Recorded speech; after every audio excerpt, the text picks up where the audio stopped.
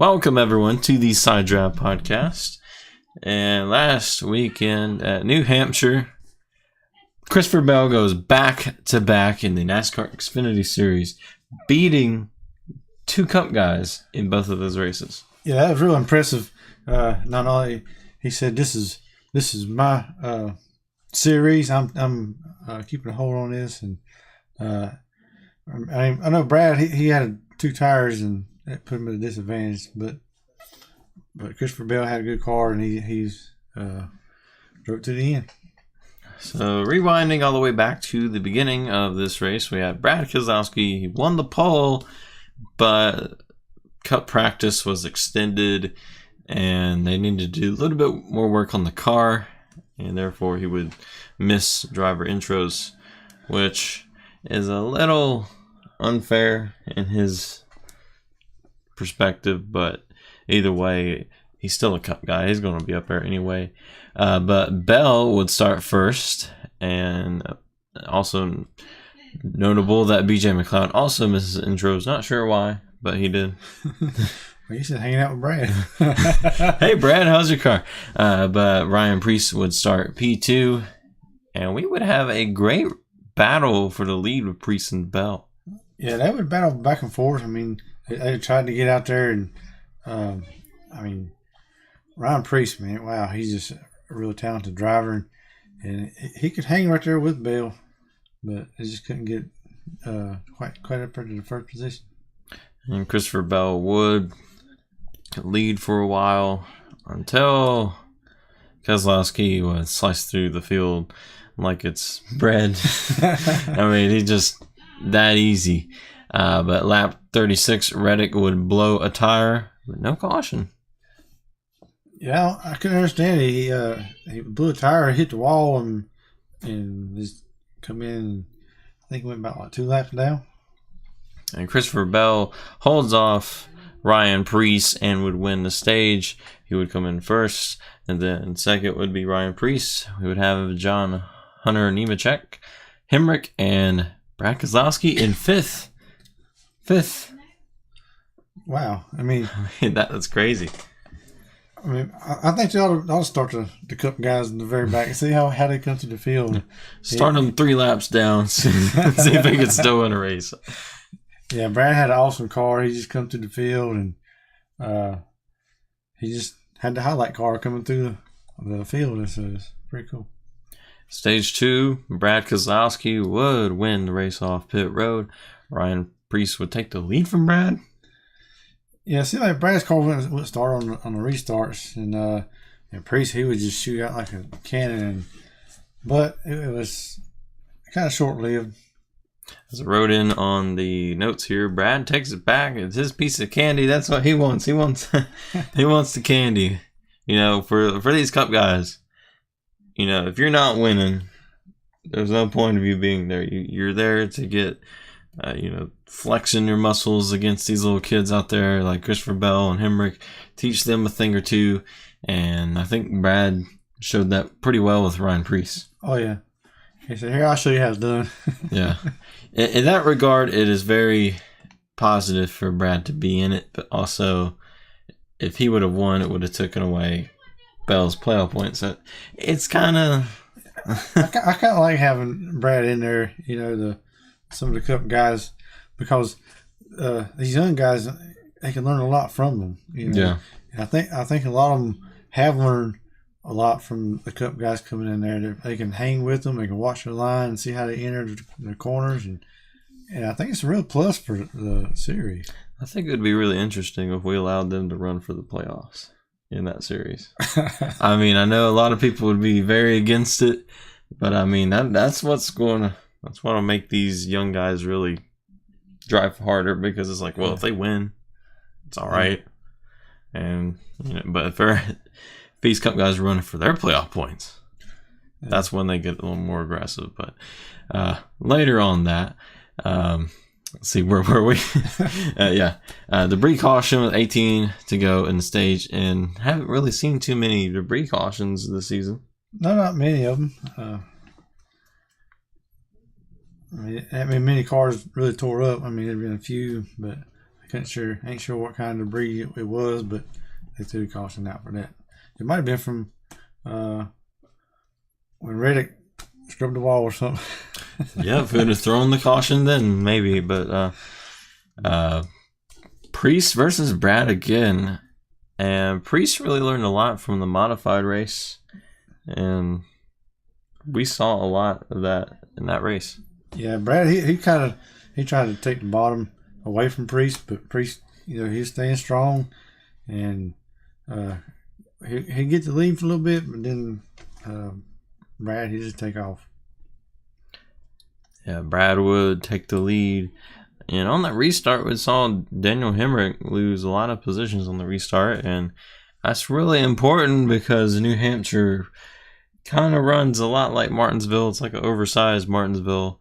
You lose position, you lose everything. It's like you could have the best car and lose a few positions on restart, and your race is over. And then Ross Chastain would spin into the wall, and during that caution, Christopher Bell pits from third. What is the reason for doing that? I don't know if he's just trying to finish the stage or trying to get some 4 tires, or he might be just planning on not pitting at the end of that stage. And maybe. Trying. He knows he's not going to beat Brad with just driving ability because Brad's car was awesome. Ryan Preece and Bell kind of matched each other, and they just couldn't really do anything for Brad. So you have to find some way to outsmart him on pit strategy. Maybe that was a way of doing it. Also, we would have the Cole Custer, Allgaier, and Clements would pit with 10 to go. Brandon Jones would miss a shift on that restart. Daniel Hemrick, we talked about him losing all those positions, gains them back here. Yeah, Daniel Hemrick had a really good car.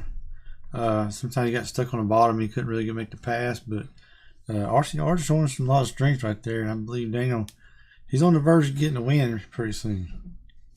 Yeah, and with Hemrick being in the Xfinity Series right now, and you look at RCR as a whole in the Cup Series, we got Ryan Newman in there. In a few years, I'm pretty sure Newman's going to eventually retire.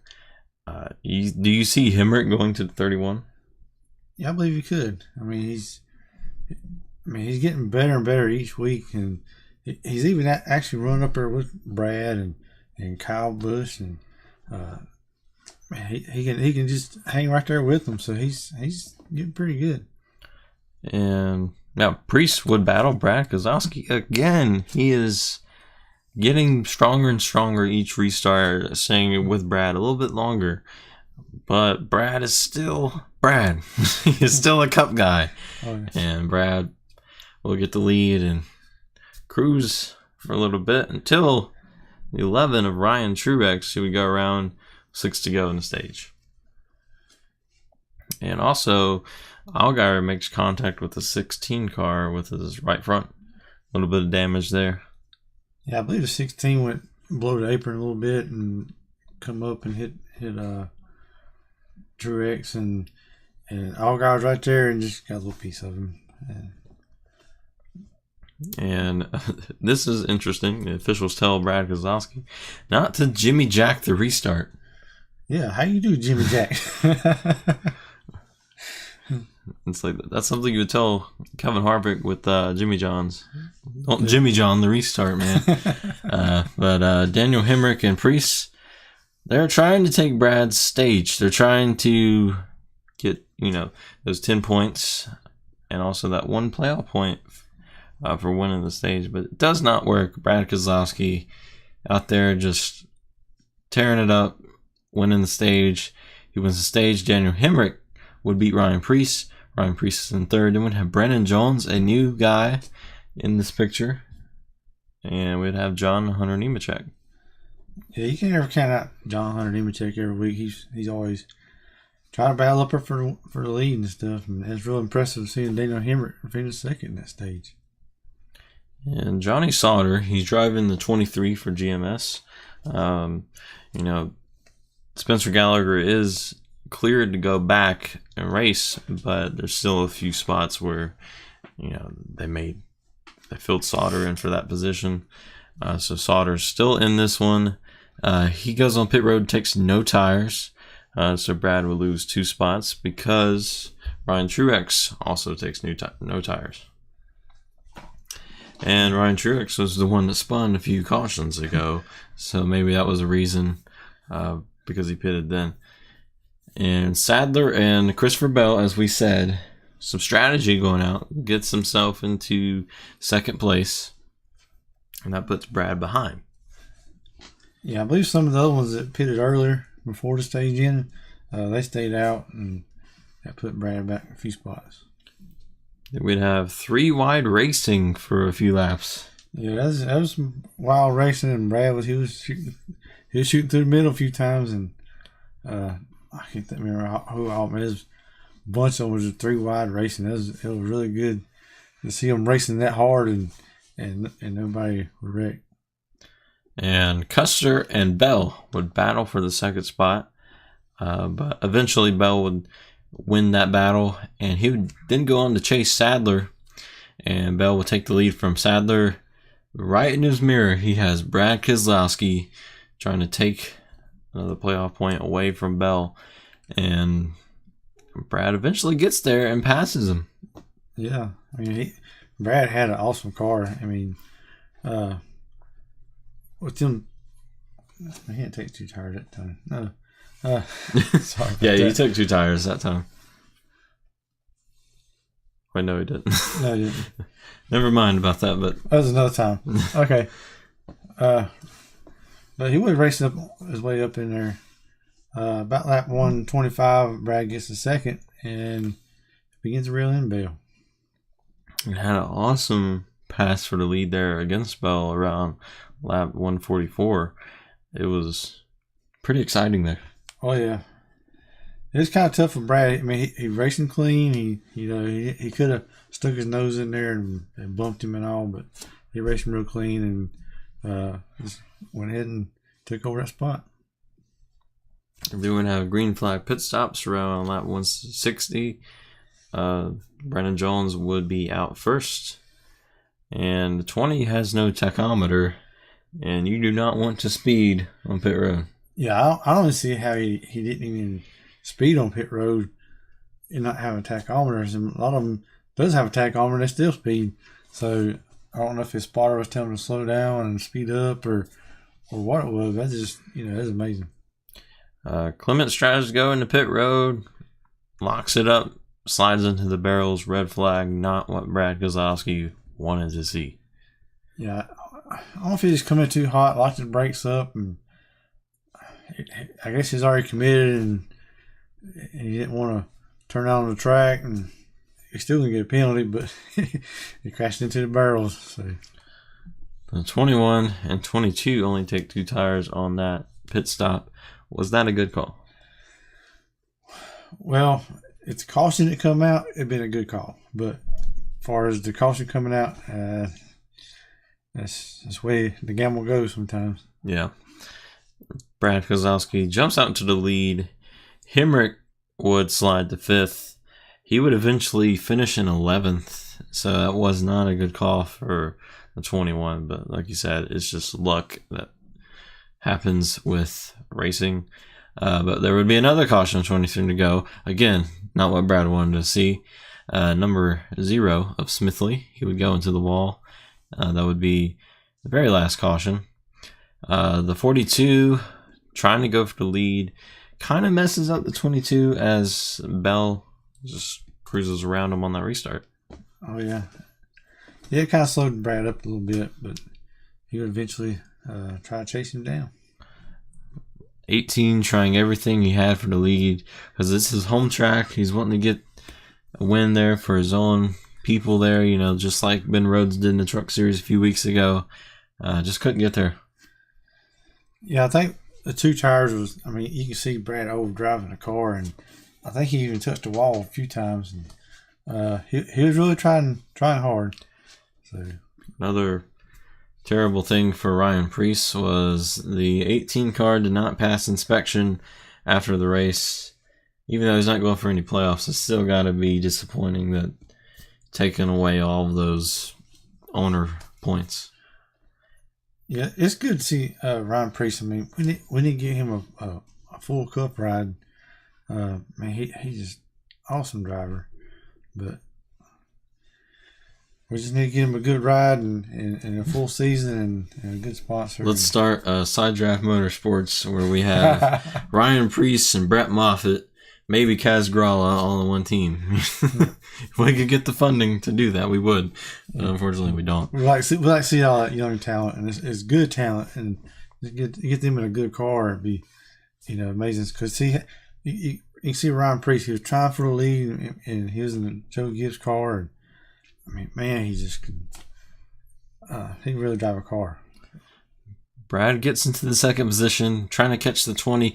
He's there, but he just can't get around him.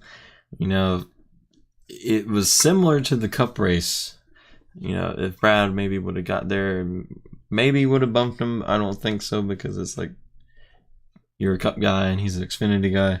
So I'm not sure Brad would do that, but still a great battle, and congratulations to Christopher Bell and Joe Gibbs Racing. Yeah, I don't think Brad is that kind of guy just to push somebody away, especially a young driver like Christopher Bell. I believe he's got a lot of respect for him, and he wants to race everybody clean. So that's good for that team. It's always good to see that 22 car up front. Then Austin Cindric, who is going to be driving the 22 next week, he spun around Truex. I don't know what happened. I'll rewatch the wreck of multiple times. I think he just lost it. He didn't really make any contact with Truex or nothing. It was just something happened. Yeah, I wasn't sure what happened on that one. Just snapped it around, and into the wall he goes.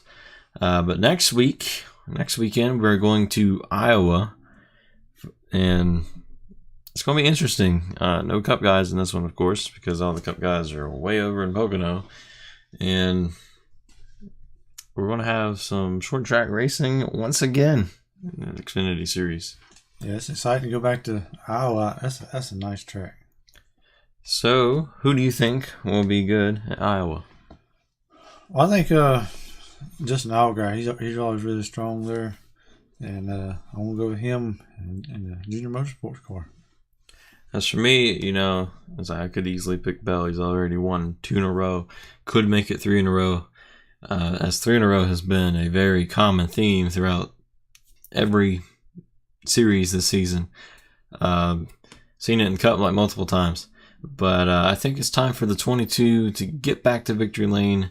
I think Austin Cindric's going to get there for his first win. We saw him there so strong last time. Oh, yeah. Just got a few bad luck situations there, but I think he's going to finally claim his first win.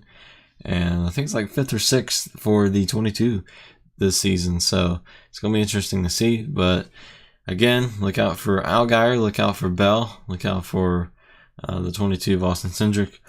Also the 18 is going to be wheeled by Kyle Benjamin. Yeah. So he dominated here before last year. So look out for him.